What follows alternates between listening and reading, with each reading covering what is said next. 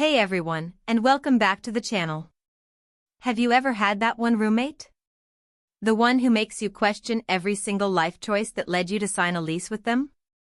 Well, get ready, because today's story goes far beyond just dirty dishes and loud music. This is the absolute nightmare tale of Sarah, who signed a lease with Chloe, the kind of person who defined entitlement.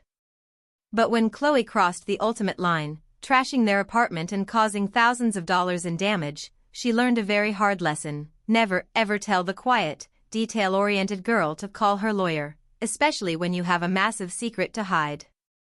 This is a story about betrayal, deceit, and a legal revenge so satisfying, it's going to make you stand up and cheer. Let's dive into the absolute chaos that was the roommate from hell. My entitled roommate threw a massive party and left $15,000 in damage, then told me to call her lawyer. I did. Now her trust fund is gone and her parents are paying. I met Chloe through a mutual friend. I was looking for someone to share the rent on a really nice 2-bedroom apartment near downtown, and Chloe seemed perfect at first. She was all charm, talking about her passion projects. She claimed to be an emerging abstract artist and social media influencer, focused on authentic living.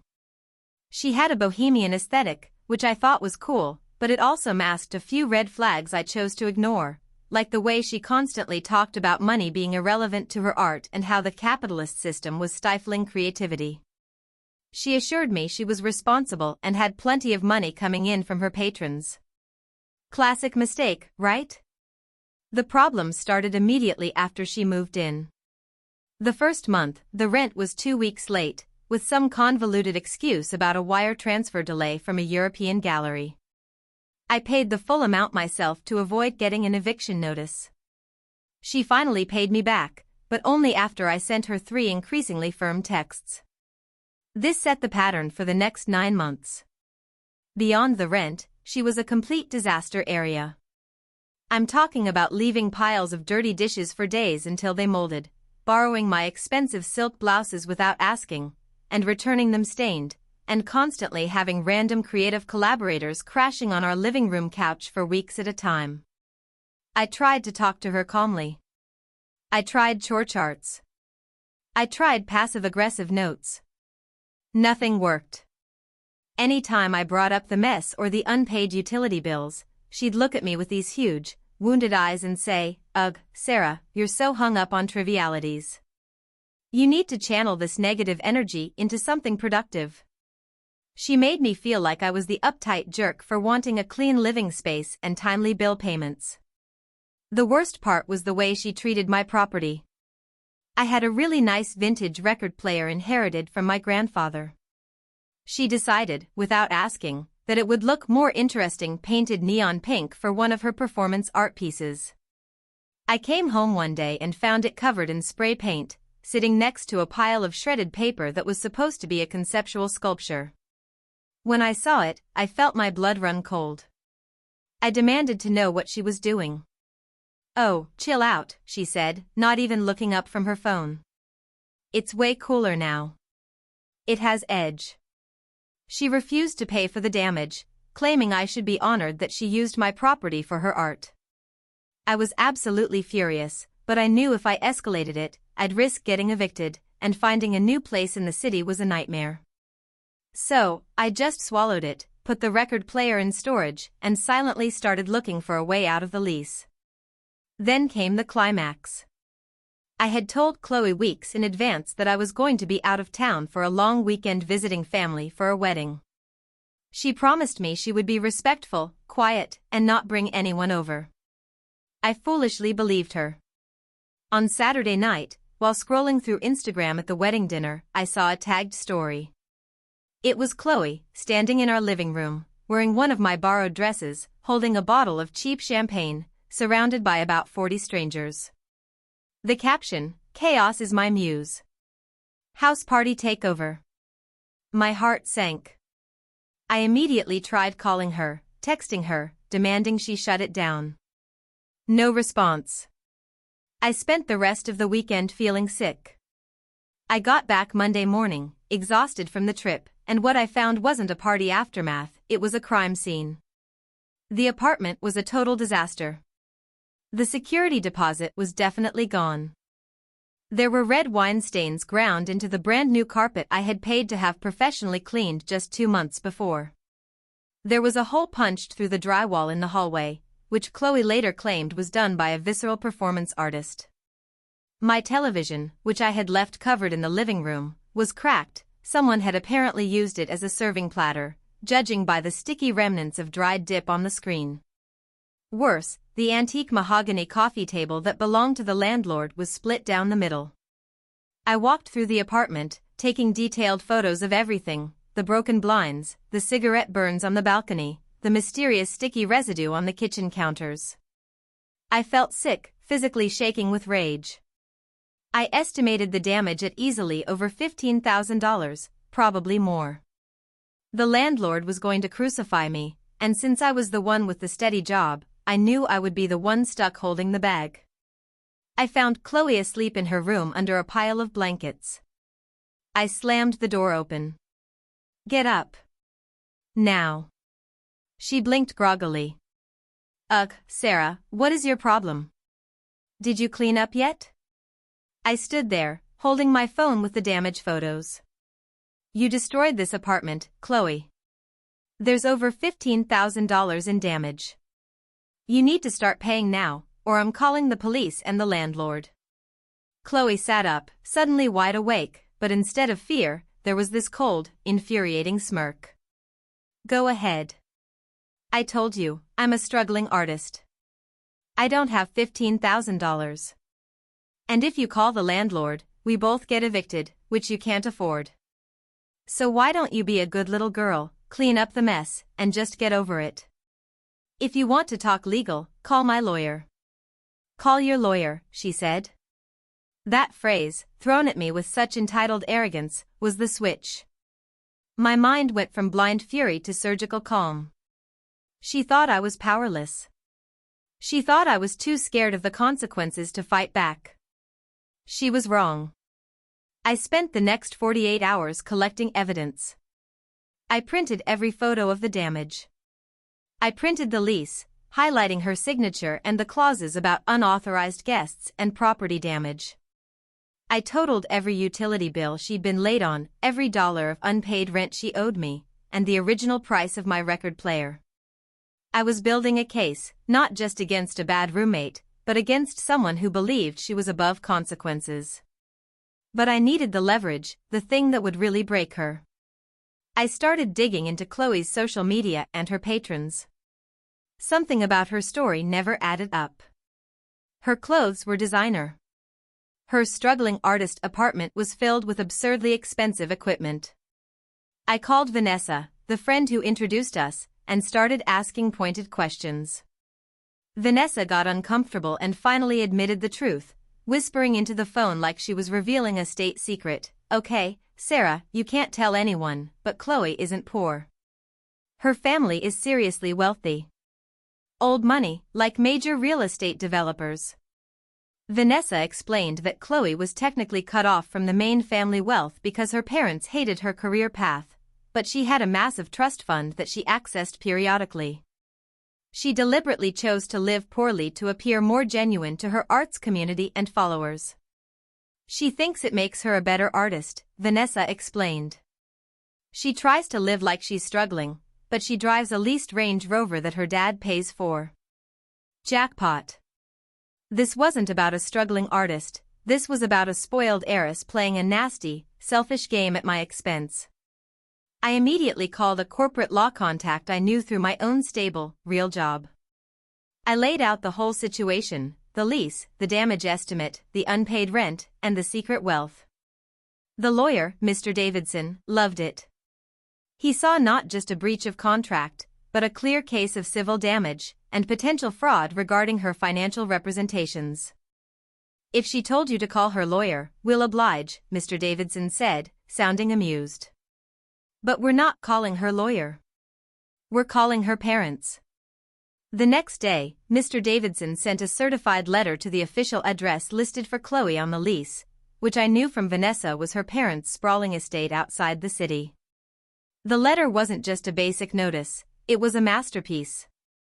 It detailed the $15,350 in estimated damage, the back rent owed, the cost of replacing my personal property, and stated that if a full settlement check wasn't received within 7 days, we would be initiating civil proceedings against Chloe and, critically, subpoenaing the terms and records of her trust fund. 2 days later, my phone rang. It wasn't Chloe. It was her father, Mr. Harrison. He sounded absolutely furious, but not at me. Is this Sarah? What the hell is going on? My daughter claims this is a total fabrication, some kind of misunderstanding over a small party. I kept my voice icy calm. Mr. Harrison, I have a signed lease, a police incident report regarding vandalism, and over 50 photos documenting the damage. The walls were punched, the furniture was broken, and the carpet is destroyed. I am not pursuing a small claim, I am seeking recovery of damages and back rent. If Chloe is innocent, I suggest she provide proof. Otherwise, your daughter's artistic vision just cost me my entire security deposit and likely my tenancy. He stammered, clearly blindsided. He obviously hadn't been told the scope of the damage. He asked for a meeting. I said fine, but only with Mr. Davidson present and not at my apartment. The meeting took place the following Friday at Mr. Davidson's office. Chloe showed up with her parents. She looked furious and sullen, dressed in an outfit that probably cost more than my monthly rent, still insisting that I was overreacting. Her parents, Mr. and Mrs. Harrison, looked like they had been dragged through a hedge backward. Mr. Harrison immediately tried to control the situation. Look, Sarah, we understand things happen. We'll cut you a check for the cleaning fee, and we'll cover your security deposit. Let's just wrap this up quietly. Chloe will move out next week. I looked across the table, remaining silent. Mr. Davidson leaned forward, sliding a glossy folder of photos across the table, the cracked TV, the hole in the drywall, the ruined antique table. Mr. Harrison, the total verified damage, including the cost of replacement of my client's personal property and the outstanding rent, comes to $17,890. This is not a cleaning fee. This is severe property damage. Mrs. Harrison picked up the photos, and her eyes went wide. She looked at Chloe, who was suddenly very interested in her fingernails. Furthermore, Mr. Davidson continued, we have evidence that your daughter has been consistently misrepresenting her financial stability, creating a pattern of deceit. We believe that since she instructed my client to call her lawyer, she was doing so in bad faith, relying on her hidden wealth to evade responsibility. Mr. Harrison scoffed. Her wealth? She lives like a pauper. She's been cut off from the primary accounts. Which brings us to the core issue, Mr. Davidson said, pulling out a third, slimmer document. We are prepared to issue a lawsuit not just for damages, but also for punitive damages against Ms. Harrison. And as part of that lawsuit, we will be petitioning the court to open an investigation into the trust fund established for Chloe Harrison by her grandmother in 2010. That did it. Mr. Harrison's face went white. You can't touch that. That's protected. It is, Mr. Davidson agreed smoothly, unless the court determines that the funds are the only means by which Ms. Harrison can pay for damages resulting from gross negligence or willful destruction of property, especially when she has been hiding its existence to manipulate others. Do you really want that in the public record? Do you want a headline about a starving artist heiress facing a court mandate to expose her entire financial portfolio to settle a damage claim? Chloe finally reacted, her composure cracking completely. Dad. Don't let them. Mr. Harrison cut her off with a look of pure, paternal fury. He knew the risk. The trust fund was their family's deep secret, meant to be untouchable. If I exposed it, it would not only ruin Chloe's fake persona but also create massive headaches for the family's estate planning. He clearly saw that the $17,000 was cheap compared to the potential consequences of public exposure and a legal fight involving the family trust. Fine, Mr. Harrison growled, running a hand through his hair. What are your final terms? Mr. Davidson outlined them clearly: full payment of $17,890, transferred immediately. Chloe must vacate the apartment within 48 hours and release me from any and all liability regarding the lease and property damage. And, the cherry on top, Chloe had to issue a written apology to me, admitting fault for the damage, which I insisted on being able to use publicly. Mr. Harrison tried to haggle down the amount, but Mr. Davidson just shook his head and picked up the phone, making a show of dialing the clerk of courts. Mr. Harrison signed the settlement check for the full amount on the spot. I watched the money transfer into my account on the lawyer's tablet. It felt like 10 years of stress suddenly melting away. Chloe had to move out 2 days later. I wasn't there, but my friend Vanessa was, apparently documenting the process. Chloe was a nightmare, screaming at the movers, complaining about the injustice, and telling Vanessa that I was a class traitor for using the legal system against her. The best part? Her parents forced her to write the apology. It was typed, brief, and clearly painful for her, but it contained the exact words I needed. I, Chloe Harrison, take full responsibility for the damages incurred at the shared residence due to my unauthorized actions on date. I regret the disrespect shown to my roommate, Sarah. I immediately forwarded that apology to the landlord, who was thrilled to have the damage covered and the troublesome tenant gone. I also posted it on my Instagram story, tagging the apartment's location and adding the caption, "When your starving artist roommate tells you to call her lawyer, make sure you do." The fallout was spectacular. Within days, Chloe's entire online world exploded. Her followers and patrons started demanding answers, accusing her of being a fake.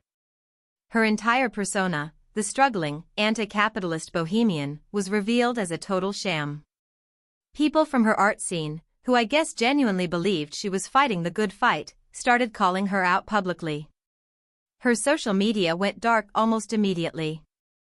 I stayed in the apartment and used a small portion of the settlement money to hire professionals to fix the damage. The place was restored to better than new, and the rest of the money covered my expenses for months. I got a new roommate, a quiet PhD student named Maya, who pays her rent on time and actually respects boundaries. Sometimes I get messages from Vanessa updating me on Chloe's life. Apparently, her parents forced her to take a gap year from her art career and enroll in business school to learn accountability.